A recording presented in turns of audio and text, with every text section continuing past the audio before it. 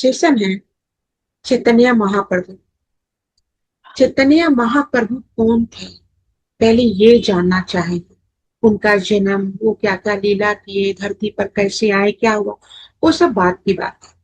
पहले हम ये जानेंगे वो चैतन्य महाप्रभु जो थे वो पिछले जन्म में क्या थे, वो थे क्या, कैसे उनका जन्म हुआ, वो थे क्या। तो इसको पहले हम वर्णन करेंगे मास्टर्स। अगर आप लोग नहीं जानते हैं तो मैं जरूर बताने की कोशिश करूंगी मास्टर्स। Thank you.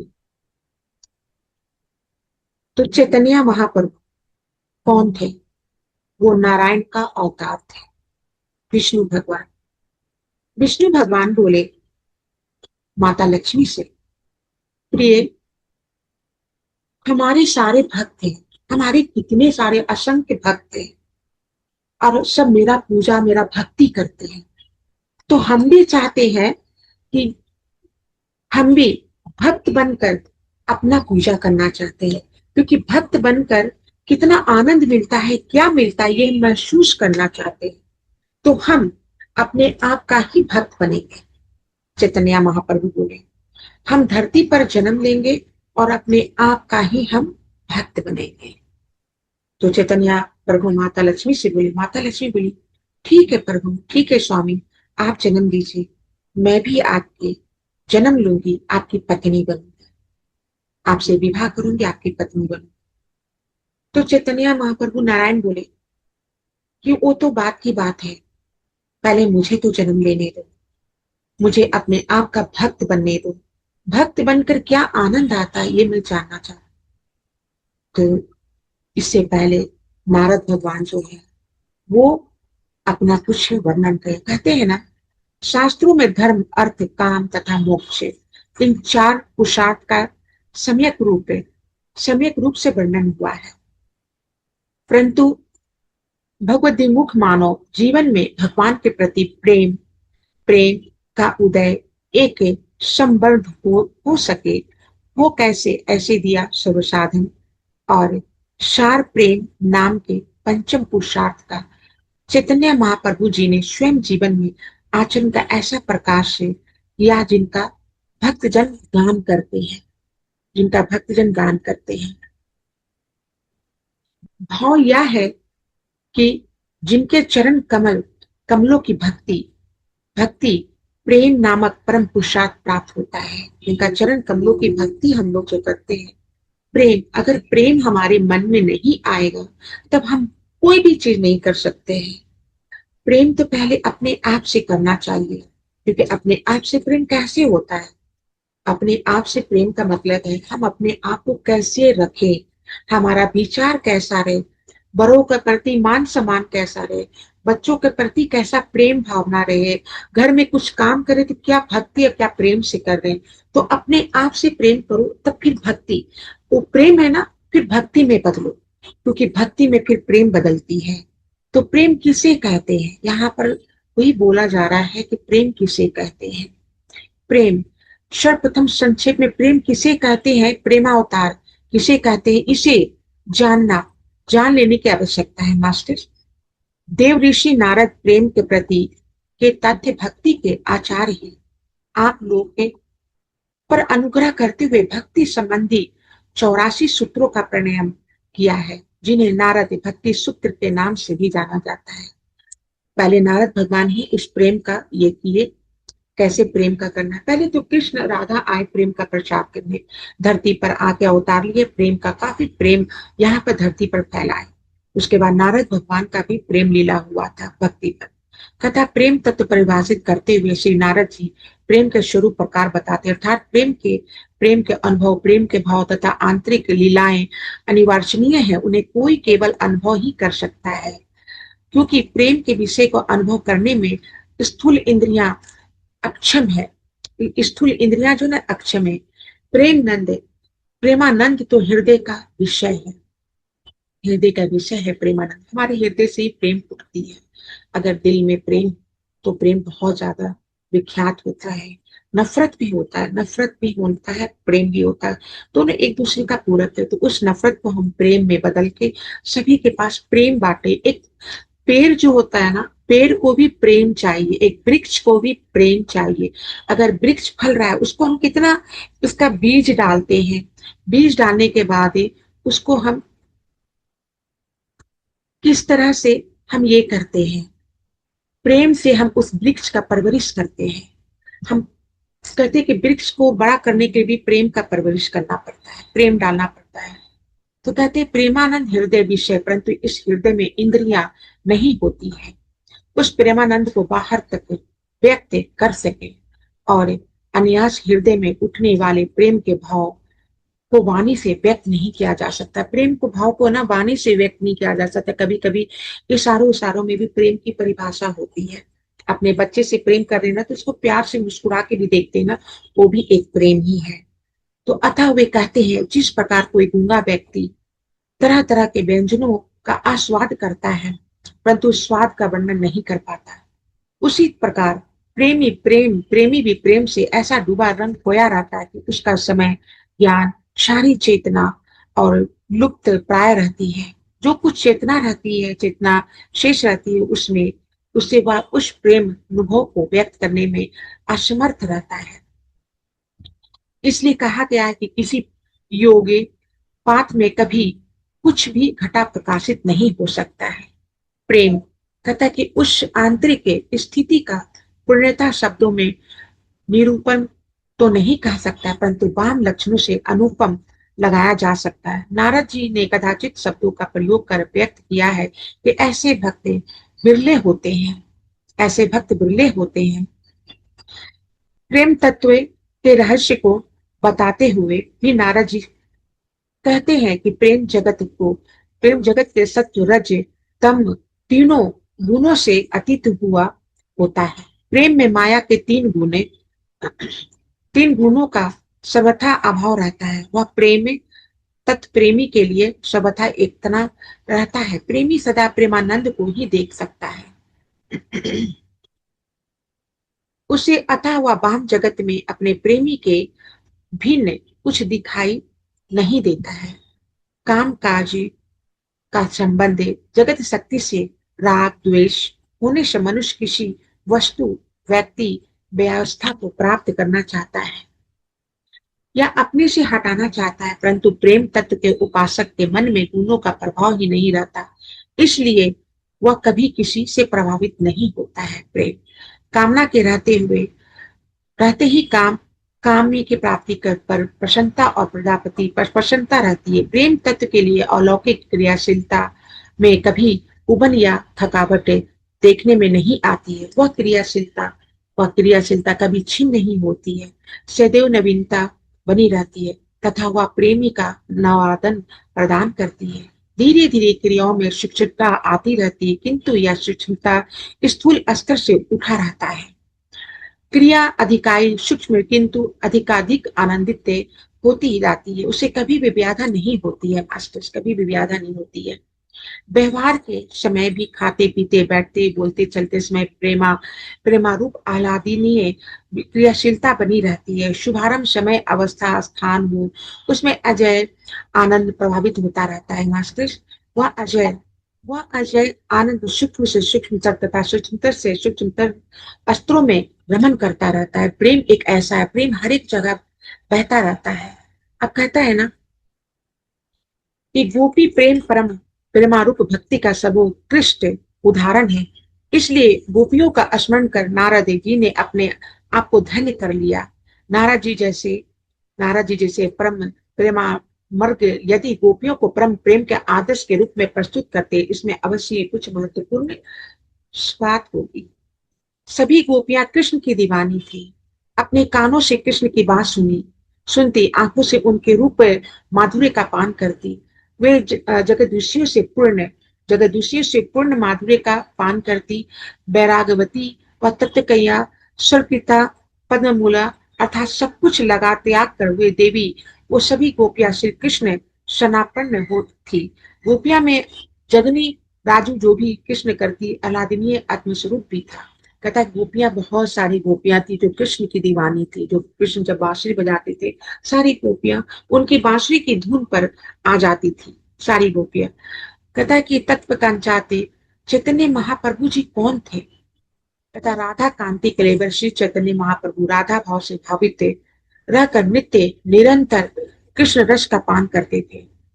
जब जीवों के उद्धार हेतु कृष्ण रस का पान करते थे, जब जीवों के उद्धार हेतु प्रेम तत्व का वितरण करने के लिए भी सठ संबत 177 के 1407 ईस्वी में फल्गुनी पूर्णिमा के दिन नवद्वीप नदियां नगर पश्चिम बंगाल में महाप्रभु चैतन्य देव का भी जगन्नाथ मिश्र के पुत्र रूप में माता सभी के गर्भ से प्रकृति हुआ। लेकिन वो जन्म लिए बंगाल में जन्म लिए हैं, तो बंगाली भाषा बात करते, क्योंकि भगवान जो है ना परमात्मा है, हर एक रूप में जन्म लिए हैं। गुरु के रूप में भी परमात्मा ही है, क्योंकि परमात्मा बोलते हैं जब तक अधर्म का पृथ्वी पर नाश नहीं होगा तब तक गुरु की मृत्यु नहीं होगी। गुरु सिर्फ शरीर बदलेगा, उसकी मृत्यु नहीं होगी। तो इसलिए हर एक जगह परमात्मा का ही वास है। हम किसी में भी परमात्मा को ही देखते हैं, हम अपने आप में भी परमात्मा को ही देखते हैं, क्योंकि हम ही परमात्मा, हम ही आत्मा, हम ही ओम है, हम ही ब्रह्म है, हम ही ब्रह्म रंग का लाल प्रतीक है, हम ही सब कुछ है। एक दिन हमसे ही सृष्टि का उदय हुआ है, एक दिन हमारे में ही समाप्त हो जाएगा, क्योंकि ये हम लोग सब परमात्मा का ही अंश है, हम लोग सब परमात्मा ही है। तो वही बोला गया है, कहता है कि संयोगवश उसी रात्रि पूर्णिमा पुंद्र चंद्र ग्रहण होने से सभी भावु के भक्त हरि बोल भव नाम का उच्चारण सहज ही कर रहे थे। हरि बोल, क्योंकि वहां हरि का पूजा होता था, कृष्ण का पूजा होता था, हरि बोल कर रहे थे। और तभी कली दोषाक्षण काल में नामक संकीर्तन प्रवर्तनात् प्रेम अवतार की कली की पावन अवतार श्री चैतन्य महाप्रभु जी का भक्त वेश में इस धराशय में अवतार हुआ। कहता है कि पूर्णमासी के दिन ग्रहण लगा हुआ था, उस समय ये चैतन्य महाप्रभु का जन्म हुआ। माता वसुंधरा कृतार्थ हुई और नीम के पेड़ के तले जन्म होने से माता वसुंधरा ने उन्हें निमाई कहती थी। ये चैतन्य महाप्रभु का नाम निमाई रखा दिया, निमाई कहती थी। चंद्र ग्रहण व चंद्रमा काल कला पर गया था। ये कहता है कि ये 5 भौतिक विग्रह में तत्व कंचारी थे, वो अतः गौर चंद कहे गए। गौरव चंद्र उनका नाम भी रखा गया। अतः कृष्ण बहिगैर होने से गौरंग कहे गए, गौरांग कहे गए। कहता है कि प्रतिकर थे में माता पिता ने विश्वम्भर नाम रख दिया, उनका विश्वम्भर नाम भी रखा गया, गौरांग नाम भी, विश्वम्भर नाम भी, नेमई भी नाम रखा गया, लेकिन हमेशा नेमई नेमई नेमिया नेमिया करके उनको बुलाया जाता था। तथा पश्चात विष्णु प्रिया प्रांथन नदिया बिहारी श्री कृष्ण चैतन्य भक्त वत्सल प्रेमावतार, कहता है कि प्रेमावतार इसे सब उनका नाम रखा गया। कल्पिन अवतार, प्रेम रूस पुरुषोत्तम, राम रासवातरम आदि नामों से इन्हें जाने लगा, उनको बहुत सारे नामों से लोग जानने लगे।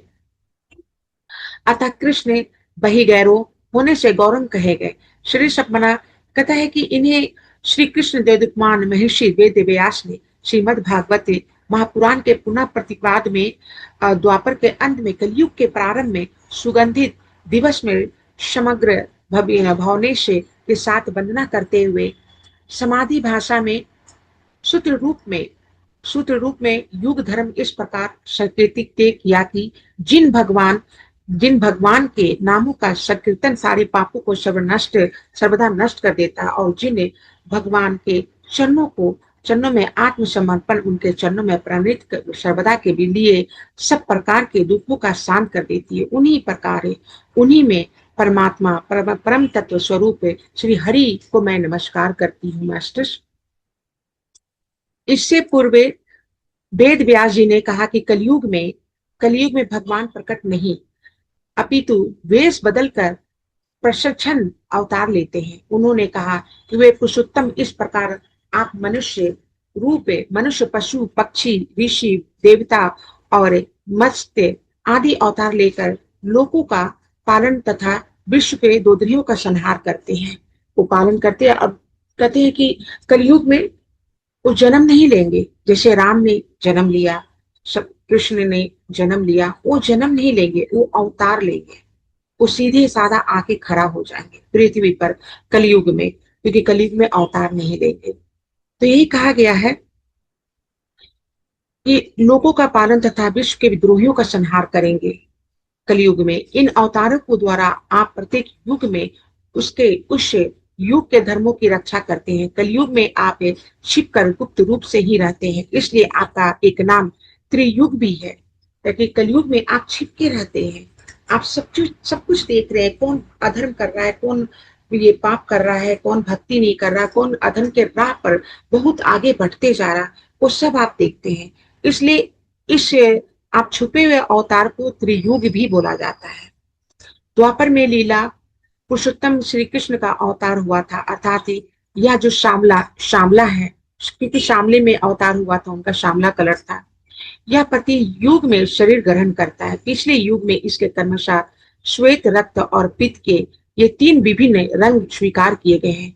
अब की कृष्ण वहां वर्ण हुआ है, इसलिए इसका नाम कृष्ण होगा। आगे चतुर्थ ब्राह्मणी थे धर्म निरूपण में युक्तर के स्वरूप लक्षण के एक आयुध के निरूपण में व्यास जी भी कहते हैं, हे राजन, द्वापर युग में इस प्रकार लोग जगदीश्वर भगवान की स्तुति करते हैं। अब कलयुग में अनेक तंत्रों के विधि विधान से भगवान की जैसी पूजा की जाती है उसी तरह तंत्रों में कैसी पूजा की जाती है, द्वापर में स्तुति करते हैं। अब कलयुग में भी अनेक तंत्रों के विधि विधान से भगवान की जैसी पूजा की जाती है, उसका वर्णन सुनो। कलयुग में भगवान का श्री विग्रह होता है। कृष्ण वर्ण काले रंग का श्वेत जैसे नीलम मणि में हो, उज्जवल कांति धारा निकलती रहती, वैसे ही उनके अंगों को छटा भी उज्जवल हो जाता है। ये हृदय में ये हृदय आदि अंग कौस्तुभ आदि उपांग सुदर्शन आदि अस्त्र सुदंत प्रवृत्ति पार्षदों से संयुक्त रहते हैं। कलयुग में श्रेष्ठ बुद्धि संपन्न पुरुष ऐसे यज्ञों के द्वारा उनकी आराधना करते हैं, जिनके नाम गुण लीला आदि के कीर्तन की प्रधानता रहती है।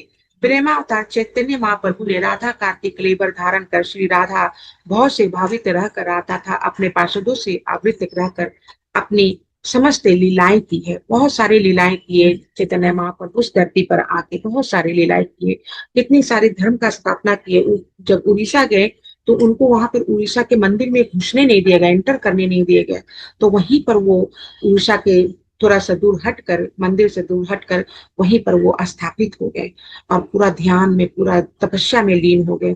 और फिर वो कैसे कैसे करके फिर वो उड़ीसा के, जब उनका ध्यान देखा, उनके प्रभाव चमत्कार देखा, उनके रोशनी सब देखा, तब उनको लगा कि अरे जी, जो उड़ीसा में जो हमारे मंदिर में है, उड़ीसा के मंदिर में जो भगवान विराजमान है, वही भगवान तो पेड़ के नीचे है, वे तो स्वयं पेड़ के नीचे विराजमान है। तो इसके कारण उनको फिर उड़ीसा के मंदिर में, कोणार्क मंदिर में उनको एंटर करने दिया। वही कहता है कि बहुत सारे नाटक किए और कथा के भेदभाव दर्शन बंदर गोविंदर जयदेव ने जी ने किया। महाप्रभु चैतन्य के जीवन में प्रतिक्षण घटित होती है और रही जिस भगवान के अंतस में भगवान का प्रेम हिलोरे लेता है, उसके कदम कदम पर, रोम रोम में, बातचीत में, प्रत्येक इंद्रिया में, हाव भाव में प्रेम छलक कर बाहर विसरता रहता है। और कहता है कि प्रेम की मात्रा हृदय में बढ़ जाती है, तब संभाले नहीं संभलती। नित्य निरंतर महाप्रभु जी की विरह में और इस प्रकार करुण क्रंदन रुदन करते रहते हैं। विरह के रोमांच कम अनुभव, जन्म, उदरन, पीड़न, सभी प्रकार का जितना भी भाव प्रीतम कृष्णा रहता है, चाहिए ऐसा उनको बहुत सा अनुभव होता है। क्योंकि भक्त हमारे कैसे भक्ति करते हैं, वो भक्त बनकर, वो अपने आप को भक्त बनाकर देख रहे हैं कि कितना भक्त को कष्ट भी होता है हमारे जीवन में। हम भगवान हैं और हमारे सब भक्त हैं, हम भगवान को कोई कष्ट नहीं है। भगवान वरदान, जो भी भक्त वरदान मांगता है उसको वरदान देते, लेकिन कितना कष्ट झेलता है वो भक्त, कितना कष्ट झेलता है। इस धरती पर मनुष्य कितना कष्ट झेलता है। तो वो जब वो बनकर आए, वो कृष्ण का अवतार जो था, इसका चैतन्य महाप्रभु, नारायण का अवतार में चैतन्य महाप्रभु आए, भक्त बने, तब उनको समझ में आया कि भक्त को कितना कष्ट होता है, कितना कष्ट होता है। इतना तक कि उनको मारा भी गया। चैतन्य महाप्रभु को दूसरे दूसरे गांव में जाके धर्म का प्रचार कर रहे थे, तो उनको मारा भी जाता था। कितना मारा जाता था उनको, कितना उनके साथ व्यवहार खराब किया जाता था। फिर भी हरि बोल हरि बोल हरि बोल हरि बोल करके वो चैतन्य महाप्रभु इस गांव से वो गांव, उस गांव से वो गांव जाते रहते थे। कहते हैं कि विजेंद्र इस प्रकार आस्वाद करते हुए भुजाएं उठाते हैं और पैरों पर खड़े होकर जैसे मदारी नाचता है वैसे नृत्य करने लगते हैं। ऐसे प्रेमाविष्ट महाप्रभु विश्व में प्रेम पुरुषोत्तम कहलाते हैं। जैसे मदारी बंदर को नचाता है उस तरह से नाचते हैं महाप्रभु, इतना नृत्य करते हैं और उसी कारण उनको वो पुरुषोत्तम कहलाते हैं। महाप्रभु चैतन्य देव ने कथा के तत्कालीन कुलकर्मा जगाई और महादही चंद्रकांति, क्योंकि ऐसा ऐसा इनका महाप्रभु जी के साथ ऐसे ऐसे लोग हैं, ऐसे ऐसे जिनका नाम भी बहुत अजूबा है, जो आजकल के जमाने में वो नाम लोग नहीं लेता है, नहीं रखता है। कथा चांद काजी अनेक यवनों को प्रेम कथन लुटाए, उन्हें गले लगाए, वे वैष्णव बन गए। हरिदास आदि पवन उनके पार्षद थे, उनके हृदय परिवर्तन हो गया, तत्कालीन विश्व परिस्थिति में अग्रणी हो गए। नव्याय में मूर्धन अधिकारी विद्वान थे, उन्होंने कहा है कि उन्हें वर्ग संप्रदाय कुल विद्या धन विद्या समान आदि के अनुग्रह से मुक्त रहकर सबको कीर्तन का उपदेश दिए। कहे कि सब चीज वो पूरा अपना घर परिवार सबको छोड़ छाड़ के वो ज्ञान की रास्ता में ध्यान की रास्ता में बढ़ गए, ज्ञान की प्रचार करने लगे। वो कहता है तिनके भी अपने को नीचा समझ कर वृक्ष के से भी अधिक सहिष्णु बनकर अपमान करने वाले को मान प्रदान करते हुए नित्य निरंतर हरिनाम सकीर्तन करते रहने के महाप्रभु जी ने शिक्षा दी और सर्वप्रथम प्रेम भक्ति का प्रचार किया। प्रेम और भक्ति का बहुत प्रचार किए, धर्म का प्रचार किए वो। और तभी नावदास जी ने भगत माल लिखा, चैतन्य देव जी ने जीव मात्रा पर ध्यान दया करना, भगवान से सतत रुचि रखना और जगत हितकारी सदा। कहता है कि उनकी जब विवाह हुई थी, जब उनकी विवाह हुई तो वो कुछ दिन तक अपनी पत्नी के साथ रहे, अपनी माता के साथ फिर अपनी पत्नी के साथ रहे।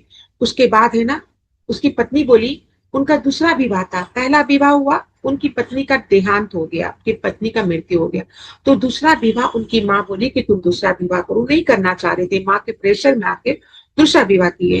दूसरा विवाह करने के बाद वो अपनी पत्नी के साथ रहे, थोड़ा समय रहे। उसके बाद उसकी पत्नी बोली कि आप हमको कभी तो छोड़ के नहीं जाइएगा ना स्वामी।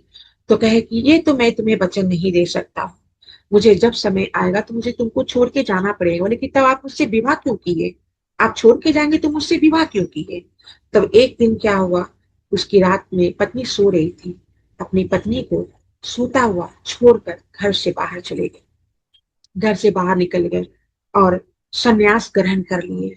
संन्यास ग्रहण कर करके सब जगह प्रचार करने लगे, धर्म का प्रचार करने लगे, सभी के हृदय में धर्म की स्रोत बहाने लगे। उसके बाद एक माता जो थी बहुत बीमार थी, बहुत बीमार थी।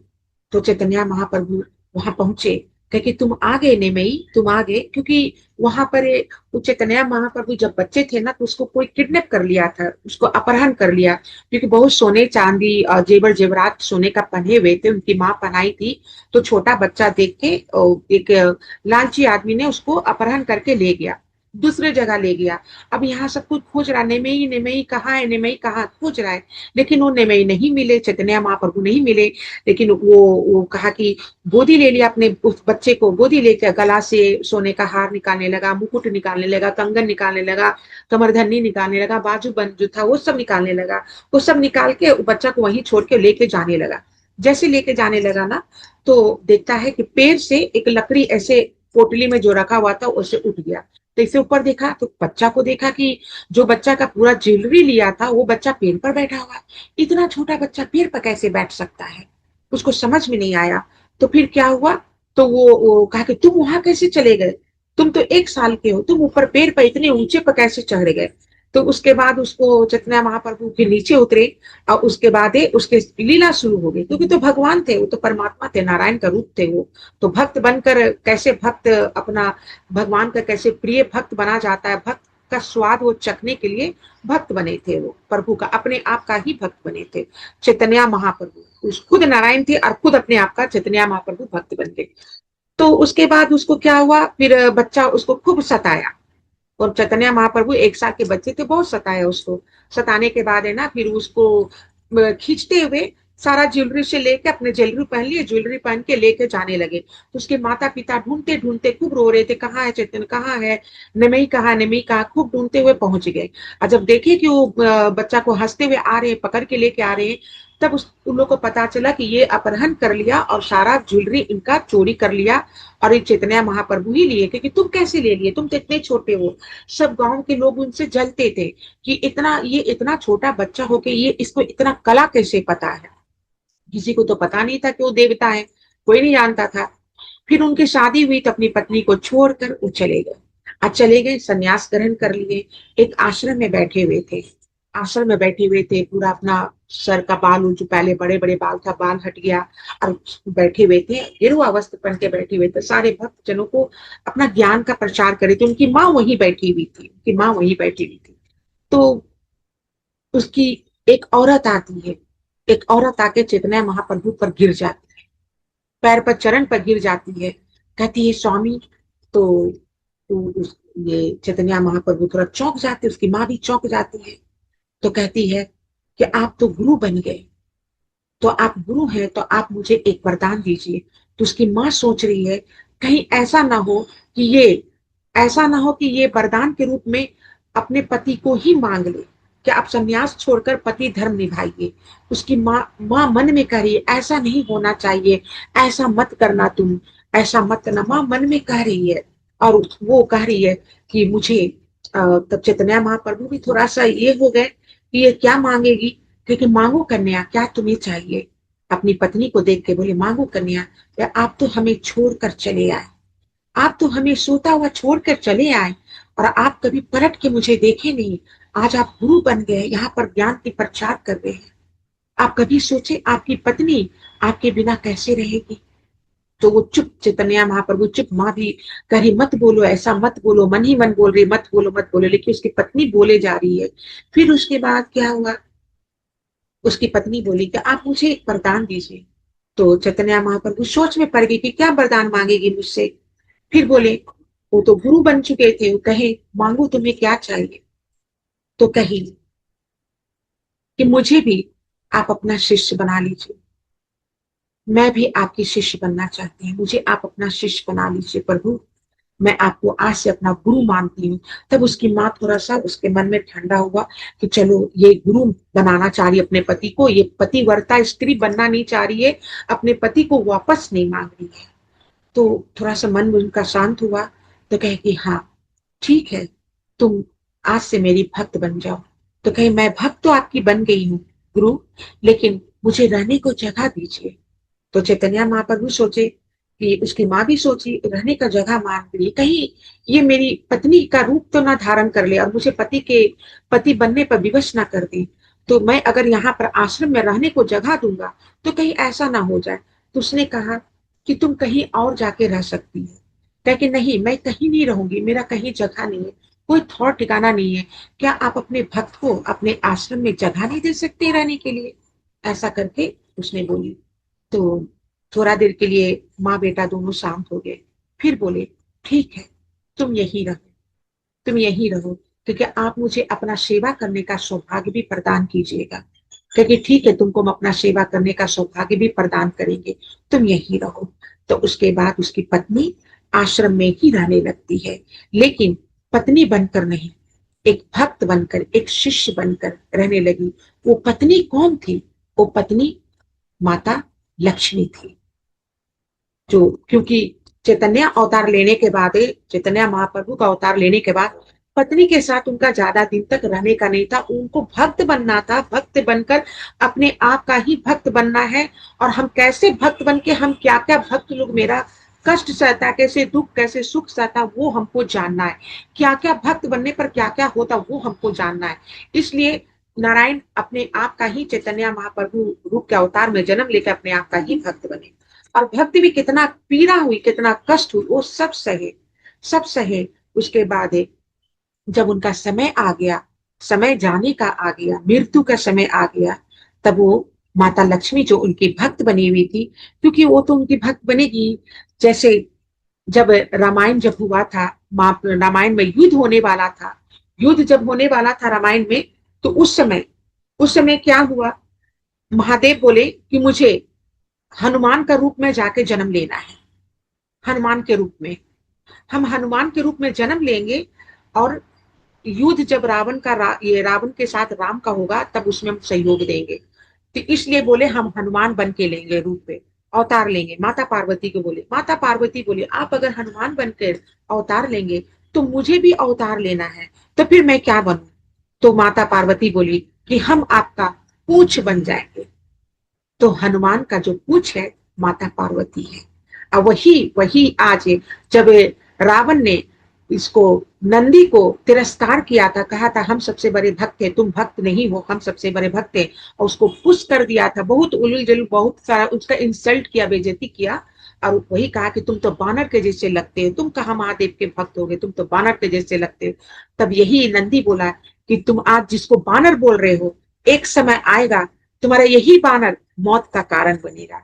तो वही आज रावण पर चढ़ाई हुआ, लंका पर चढ़ाई हुआ, तो सारा बानर सेना ही चढ़ाई किया।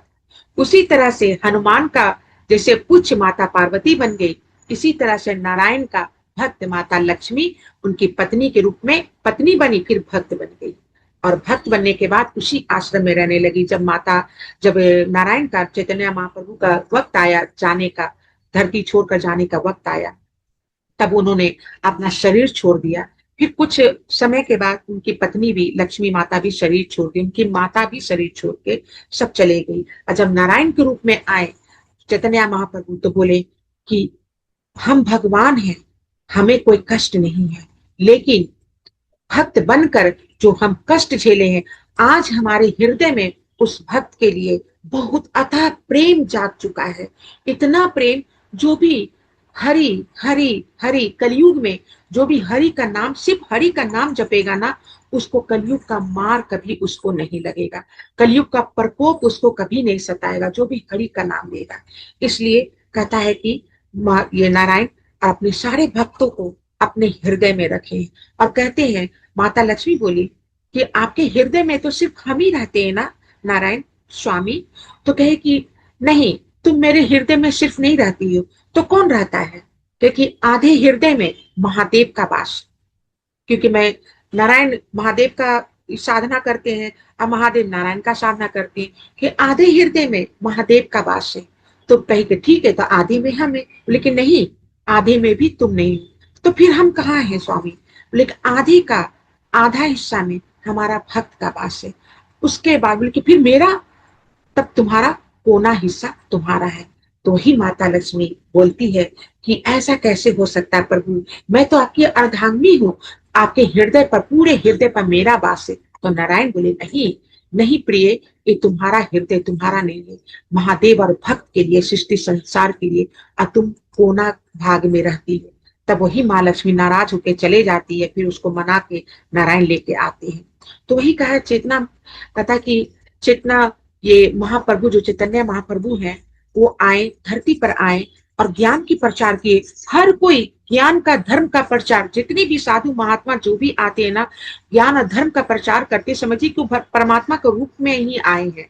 जैसे जब अंग्रेज यहाँ पर, भारत पर, जब यहाँ पर हम लोग का भारत को गुलाम बना लिया था, और उस समय कितना भारतीय लोग को मारा, जलियांवाला बाग में कितना मारा उस समय।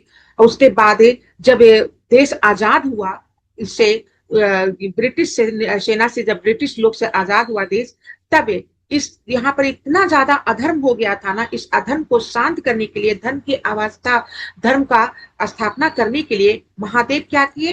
किसको भेजे? माता शारदा को भेजे, और परमहंस महाराज को भेजे। माता शारदा और परमहंस महाराज कौन है? दोनों, वो दोनों ऋषि हैं, दोनों। ये अत्रि ऋषि और अत्रि ऋषि की पत्नी पत्नी है।